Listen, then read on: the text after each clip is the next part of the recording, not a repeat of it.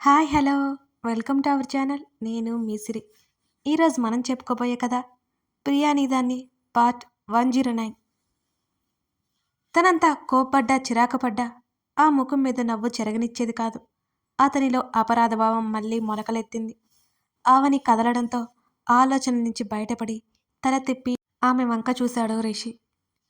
అంతకుముందు ఏడ్చినప్పుడు ఆమె కంటిలో ఎక్కడో దాగున్న కన్నీటి చెమ్మ ఆమె ముక్కు పక్కన కంటి మొదల్లో కనిపించింది. దాన్ని మూలివేలతో తుడిచి అప్రయత్నంగా ఆమె కణత మీద ముద్దు పెట్టుకున్నాడు. అదే ట్రాన్స్లో ఆమె కంటి మీద మరొక ముద్దు పెట్టుకున్నాడు. అలాగే ఆమెను హత్తుకున్నాడు. మరో గంట తర్వాత నిద్ర నుంచి మేల్కొన్నట్టుగా కళ్ళు తెరిచింది అవని. బలమైన ఛాతీ తనకు తగులుతుంటే మూసుకుపోతున్న కళ్ళను బలవంతంగా తెరిచి తల ఎత్తి చూసింది ఆమె. పెరిగిన గడ్డం కనిపించింది. సరిగ్గా ఇంకాస్త పైకి చూడగానే రిషి కళ్ళు మూసుకొని కనిపించాడు ఆమెకి. ఇంకా శరీరంలో నిస్సత్తుగా అలాగే ఉంది అవనిలో. ఆమె కదలడంతో అతను గబుక్కున కళ్ళు తెరిచి చూశాడు.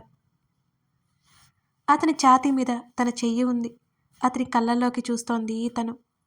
తన కోరిక ఎన్ని రోజులకు తిరిగింది. తనకి జ్వరం రావడం కూడా ఒక వరమేనేమో. ఎలా ఉంది ఇప్పుడు?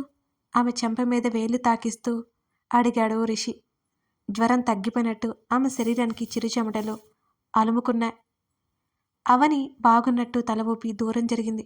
అతడు కాస్త ఇబ్బందిగా ముఖం పెట్టుకున్నాడు. దూరంగా ఒక కుర్చీ మీద ఏవేవో వస్తువులు ఆర్డర్ పెట్టినట్టు అనిపించింది.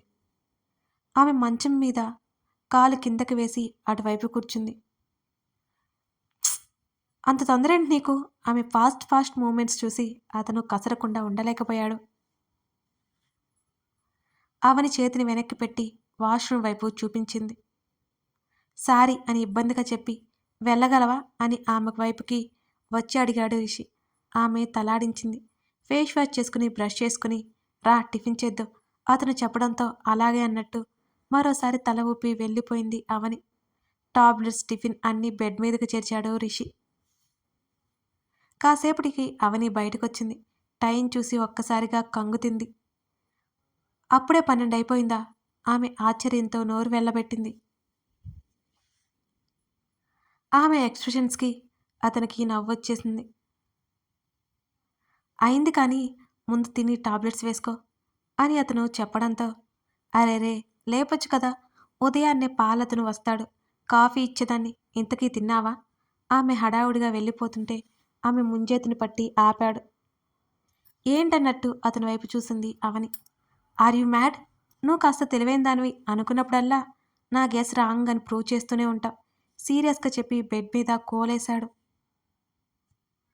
నువ్వేం మాట్లాడతావో నాకైతే అర్థం కాదు. నీకన్నా అర్థమవుతుందా? ఇంతకీ తిన్నావా లేదా చెప్పు నాకు. కాస్త హుషారుగా రాగానే అవని మాటలు స్టార్ట్ చేసింది. యా ఇప్పుడే టిఫిన్ చేశానన్నాడు. ఇప్పుడు టిఫిన్ చేశావా? ఆమె కళ్ళు పెద్దవి చేసి అడిగింది. ఆ ఇక మాటలాపి తిని మెడిసిన్ వేసుకో అతను సీరియస్గా చెప్పడంతో అసలే ఆకలిగా ఉండడంతో గబగబా తినడం మొదలుపెట్టింది అవని. థ్యాంక్ యూ చెప్పింది. ఆమె ప్లేట్ తీసుకెళ్ళిపోతున్న అతన్ని చూస్తోంది అవని. ఆమె మనసు ఆకాశం అంచుల వరకు విహరించి వచ్చినట్లు మరింత హాయిగా ఉంది. మరో అరగంట తర్వాత వేడివేడి కాఫీ కప్పులతో వచ్చాడతను. తమరికి కాఫీ పెట్టడం కూడా వచ్చా అని అవని అడుగుతుంటే గట్టిగా అరకు, అరిచి ఎనర్జీ వేస్ట్ చేసుకోవద్దు. కాఫీ పెట్టడం కూడా ఏమన్నా వింత? తాగు అంటూ ఆమెకు ఎదురుగా కూర్చున్నాడు రిషి. ఒక్కసారిగా ఆ అరోమా అవని ముక్కుపుటాలను తగిలి నోట్లో నీళ్లు ఊరాయి. అసలే తర్వాత వాతావరణం చల్లగా ఉండడంతో ఒక్కొక్క సిప్ వేస్తుంటే హాయిగా అనిపించింది అవనికి. కాఫీ కప్ పక్కన పెట్టడం ఆలస్యం. వరుసగా 10 తుమ్ములు తుమ్మింది. Cold cough. అతను తననే చూస్తుండడంతో వెర్రి నవ్వొకటి నవ్వుతూ చెప్పింది అవని. ఆమె చెప్పిన విధానానికి అతని పెదవులు మరోసారి విచ్చుకున్నాయి. నువ్వు కూడా తడిచావు కదా, ఇంత స్ట్రాంగ్గా ఎలా ఉన్నావు? గడ్డం కింద చేతులు పెట్టుకుని అతన్నే చూస్తూ అడిగింది అవని. తెలీదు. అతని సమాధానానికి అదోలా చూసింది. వన్ వర్డ్ ఆన్సర్ అని లోపల గొనిగింది. ఏమైనా ఉంటే అన్నీ క్లియర్ చేసుకో, ఈవినింగ్ వెళ్ళిపోదాం ఆమె వైపు చూస్తూ చెప్పాడు. అవని తలాడించింది. ఆమె మనసులో ఒకటే ఆలోచన. తను వెళ్ళిపోతే మళ్ళీ ఈ ఇల్లు పాడైపోతుంది. బయట మొక్కలన్నీ ఎండిపోతాయి. ఎవరికైనా రెంట్‌కిస్తే వస్తువులన్నీ తీసేసుకోవాలి. అవనికి ఏం చేయాలో అర్థం కాలేదు. తను వస్తువులన్నీ జాగ్రత్తగా పైన లాక్ చేసుకొని కింద వరకు రెంట్‌కిస్తే బావుంటుందేమో అనిపించింది అవనికి. అక్కడికి వెళ్ళాక ఈ విషయాలన్నీ శాంతమ్మకి చెప్పాలి అని ఆమె అనుకుంది. అయ్యయ్యో! అవనికి సడన్‌గా ఏదో గుర్తొచ్చి ఉలిక్కిపడింది. ఫోన్ చూస్తున్న రిషి ఆమె వైపు కాస్త కంగారుగా తల తిప్పి చూశాడు. ఏంటి? ఏమైంది? అతనడిగాడు. నిన్న నేను మొక్కలు తీసుకొచ్చాను. అవి అలాగే వదిలేశాను. ఏమైపోయాయి? ఏంటో? దిగులుగా ఉన్న ఆమెను చూసి, దీనికేనా నీ అరుపు? ఇంకా ఏమైందని కంగారు పడ్డాను. అతను కొరకొరా చూశాడు అవని వంక. ఆమె మెల్లిగా ముఖానికి పుస్తకం అడ్డుపెట్టుకుంది. అతనికి కోపం చిటికలో మాయమైపోయింది. అతనికి నవ్వొచ్చేసింది. సాయంత్రానికి అవని సెట్ అయిపోయింది కాస్త. ఇంకా శరీరం కాస్త ఓపిక లేనట్టుంది. తన వస్తువులు తన బ్యాగ్లో సర్దేసుకుంది. ఆ బ్యాగ్ అందుకున్నాడు రిషి. తన గదికి తాళం వేసి బయటకొచ్చేసింది. అతను చెయ్యి ముందుకు చాపగానే అతని వైపు క్షణకాలం చూసి అతని చేతిలో తన చేతిని వేసింది. మెల్లిగా మెట్లు దిగింది అతనితో పాటు. ఇంటికి తాళం వేసి బయటికి రాగానే, నువ్వెళ్ళు, నేను 10 నిమిషాల్లో వచ్చేస్తా రిషికి చెప్పగానే, ఏమైంది? పర్లేదు చెప్పు అని అడిగాడు. ఏం లేదు, నువ్వు కార్ స్టార్ట్ చేయి, నేను వచ్చేస్తా. ఈ మొక్కలు పక్కింటి వాళ్ళకిస్తాను. దీనంగా వాటిని చూస్తూ చెప్తున్న అవరిని చూసి ఆమె చేతిని పట్టుకుని బ్యాగుతో పాటు లాక్కెళ్ళిపోయాడు. అవని ముఖం మార్చి కూర్చుంది. అతను మళ్ళీ లోపలికి వెళ్ళి ఆ మొక్కలను తీసుకొచ్చి కారు డిక్కీలో పడేశాడు. అవని కళ్ళు ఒక్కసారిగా మెరిశాయి. చేతులకి అంటుకున్న దుమ్ము దులుపుకుంటూ ముందు వైపుకి వస్తున్న అతన్ని గ్లాస్ డోర్ నుంచి మురిపెంగా చూసుకుంటోంది మిస్సెస్ రిషినందన్. రిషి కార్ స్టార్ట్ చేశాడు. అవని మొబైల్ తీసి పాటలు పెట్టింది. ఈ పాట బాగుంటుందని మీరు కూడా పాడేసుకోండి, అంటే మనకి పాటలు రావన్నమాట. చాలా చాలా మంచి పాట, భలే ఉంటుంది. ఆ పాటని ఆమె పెదవులు హమ్ చేస్తుంటే ఆమె వైపు చూడగానే, నచ్చలేదా నీకు? నచ్చకపోతే చెప్పాలి కానీ అలా కొట్టేలా చూడకూడదు అంటూ ఆమె ఆఫ్ చేయబోతుంటే ఆమె చేతిని పట్టి ఫోన్ డాష్బోర్డ్ దగ్గర పడేశాడు. అవని నవ్వేసుకొని అతని వైపు బయటకి తన చూపులు ఒక చోట నిలవనివ్వట్లేదు ఆమె. అతను కార్ పార్క్ చేసి ఆమెతో పాటు లోపలికొస్తుంటే శాంతమ్మ ఇద్దరిని గుమ్మం దగ్గర ఆపేసింది. శాంతమ్మని చూడగానే అవని చిన్నగా నవ్వింది. ఇద్దరికి దిష్టి తీసి లోపలికి రమ్మని చెప్పింది శాంతమ్మ. అవని యోగక్షేమాలు అడుగుతూ శాంతమ్మ ఎమోషనల్ అయిపోయింది. ఇన్ని రోజులు అవని ఎక్కడుందో శాంతమ్మకు తెలియదు. క్షేమంగా ఉందని మాత్రం రిషి చెప్పడంతో అవని కోసం ఎదురు చూస్తోంది ఆవిడ. రిషి మెట్లెక్కి పైకి వెళ్ళిపోయాడు. నా చేతులతో నీకు వండి పెట్టి చాలా రోజులైపోయింది. మీరు భోజనం తెగి కిందకొచ్చేయండి అవని చేతులు పట్టుకుని శాంతమ్మ చెబుతుంటే, ఇంకా నువ్వే పనులు చేస్తున్నావా శాంతమ్మ అని చిరుకోపంగా అడిగింది అవని. లేదమ్మా, నేనేం చేయట్లేదు. కొత్త అమ్మాయి వచ్చింది, కానీ ఈరోజు మీకు నేనే వండి పెట్టాలి అని శాంతమ్మ మరింత సంతోషంగా చెప్తుంటే అవని నవ్వేసింది. కాసేపు మాట్లాడి అక్కడి నుంచి లోపలికి వచ్చేసింది. ఒకసారి ఆ గదిలోకి రాగానే ఆ రోజు జరిగిన సంఘటన అంతా అవని కళ్ళ ముందు కదలగానే అవని శరీరం ఒక్కసారిగా వణికింది. ఆ రోజు తలుపులు కూడా పగిలిపోయి ఉన్నాయి. మొత్తం బాగు చేయించినట్టున్నారు. అదంతా ఎవరు చేయించుకుంటారు? రిషికి సందీప్ గురించి తెలుసు లేదా? అయోమయంగా ఆలోచిస్తూ లోపలికి వస్తున్న ఆమెనే చూస్తూ, ఇలారా అని అతను పిలవడంతో అతనికై ఎదురుగా వెళ్ళి నిలబడింది అవని. ఈ గదిలో వద్దు అవని బెరుకుగా అంటుంటే, ఎందుకు అన్నట్టున్నాయి అతని చూపులు. ప్లీజ్ వద్దు ఈ గదిలో ఆమె చూపులు బ్రతిమాలుతున్నట్టు ఉన్నాయి. ఆమె చేతిని పట్టి లాగి పక్కన కూర్చోబెట్టాడు.